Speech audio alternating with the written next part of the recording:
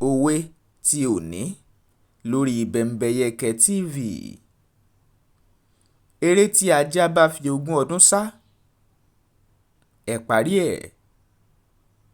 Ìparí rẹ̀ rèé: eré tí ajá bá fi 20 ọdún sá, ìrìn fàájì ní fẹṣin.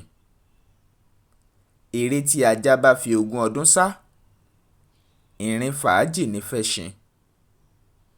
Òwe lẹṣin ọ̀rọ̀, ọ̀rọ̀ lẹṣin òwe. Bọ́rọ̀ bá sọnù, òwe la fi ń wá. Ìtumọ̀ rẹ̀ rèé: ajá ó mọ eré sá ní tòótọ́, ó lẹ́bùn eré sísá gẹ́gẹ́ bí Olódùmarè Ọlọ́run ṣe fi jíǹkí ẹ̀.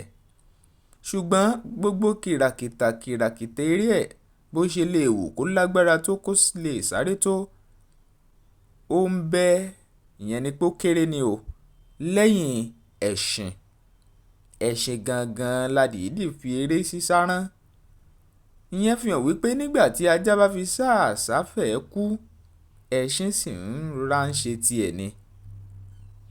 Ìyẹn fi hàn pé èèyàn méjì ò lè dọ́gba, àti pé ohun tán máa ń lo òwe yìí fún ni pé ibi tí ẹnìkan bá ti ń ṣe kìràkìtà, ẹlòmíì yóò kàn ra ṣe níwọ̀n, yóò sì já sí i lọ́wọ́, àti pé a ò dọ́gba.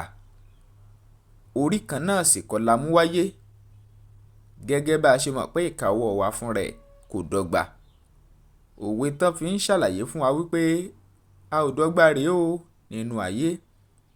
Eré tí ajá bá fi 20 ọdún sá, ìrìn fàájì ní fẹṣin.